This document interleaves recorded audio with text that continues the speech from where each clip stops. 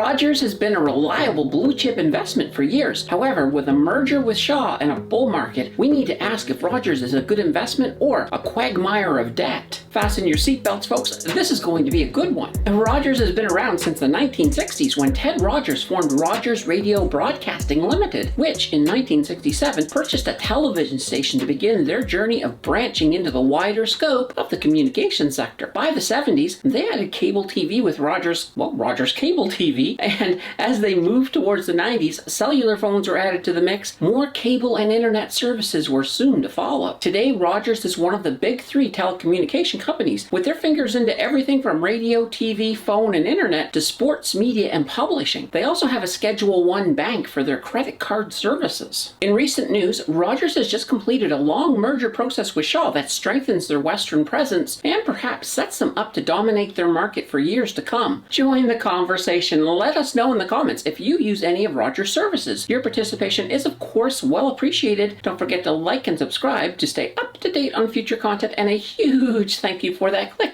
Moving into this deep dive, it is not even a doubt that the merger with Shaw and the debt added for it will impact the fundamentals. When all was said and done, the merger cost them $20 billion.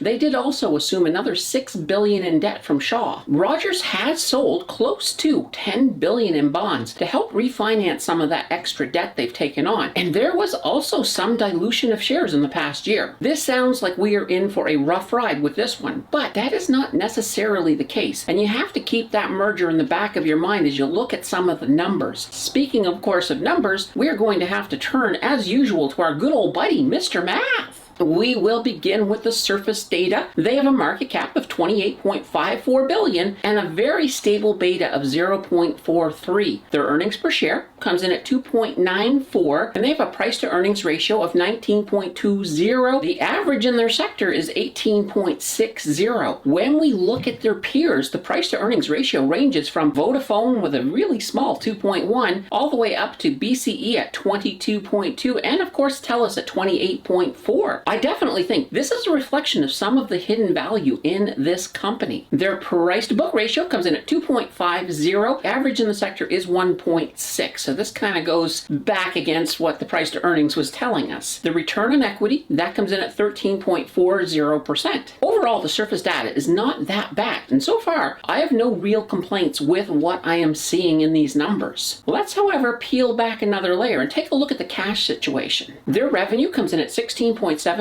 billion, and their earnings come in at 1.50 billion. They do have projected earnings over the next 5 years of 20.2% per year. That's really good. I do like that, as I know they will need it for some of that merger debt they've picked up. Their free cash flow comes in at 768.00 million, and they have an operating cash flow of 4.45 billion. That's not too bad. Let's take a look at their fair value. Their current value comes in at $54.60, and using a discounted cash flow model, we do get a fair value of $153.39. That would make them undervalued by, well, 64.4%. Holy banana bread, that's not too bad if you're looking for a company that has potential for growth. This does absolutely point to the hidden value I was mentioning earlier. I do feel the fair value may be a little high, but I definitely agree with the direction. The overall cash situation is once again not too bad, though their free cash flow is a little lower than I would like to see. Okay, let's move on and check out their returns. We'll start, of course, with their dividends. They have a yield of 3.663%. That is paid out quarterly in the amount of 50 cents per share. Their payout ratio comes in at 68.03%. This is a dividend that has been very stable, and it is covered by earnings, so we know it's sustainable too. Let's look at the actual returns. When we look at the 3 year, their price actually fell overall from $54.97 to $54.60. This is a return on investment of negative 0.67%. However, once we factor in those dividends, we do get a total return of 10.24%. When we move to the 1 year, their price fell from $57.75 to $54.60. That is a return on investment of negative 5.45%. Adding in the dividends, we still get a total return in the negative of negative 1.99%. All right, let's take a look and see how they're doing this year. So in 2023, their price fell from $63 to $54.60. So that is a return on investment of negative 13.33%. And we add in the dividends, we get a total return of negative 10.95%. Now, Rogers did start the year off with a little bit of a small peak. So These numbers for the 2023 are probably a little bit higher than they really should be when it comes to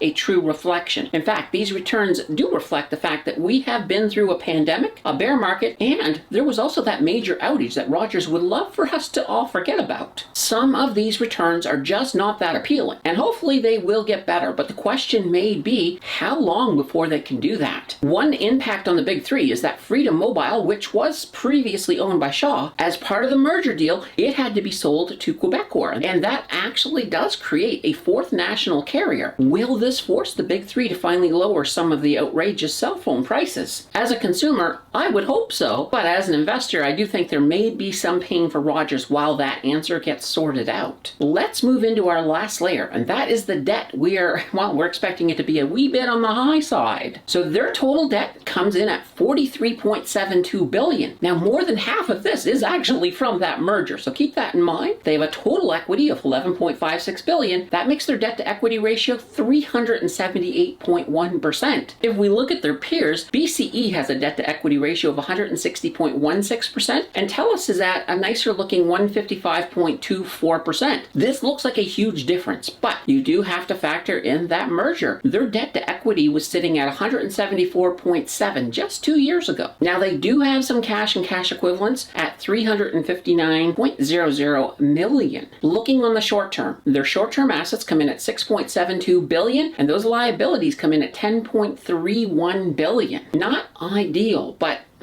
it could have actually been worse. When we look at the long term, their assets come in at $63.02 billion, and their liabilities look a little better at $47.87 billion. The long term is much healthier, and that does show that once the merger settles and they address the debt, things will fundamentally start looking better. Obviously, their operating cash flow is not covering that pile of debt, and the interest on that debt is not covered by their EBIT, or earnings before interest and taxes. This is not a debt situation that I like, but it is understandable for where they currently are, and I think even a year from now, we should see some improvement. So what, of course, is that final verdict? Rogers Communication is a blue chip company, and that means when you are looking at long-term investing, they are a safe stock. They may have a lot of debt, but they will get that under control. And with some patient investing, there is a payoff, but you may have to wait for it. How long? I think within a year we should see the beginning of that happening. If you are a passive income investor, this is not a great dividend for that. It can be a good foundation stock for your portfolio, and you will get some returns, but it will never be a particularly sexy stock for the dividend chaser. If you are looking for short-term investing options, this is also not the stock to choose. I do think there is still a wee bit of pain ahead for this one. Mid to long-term investing, though,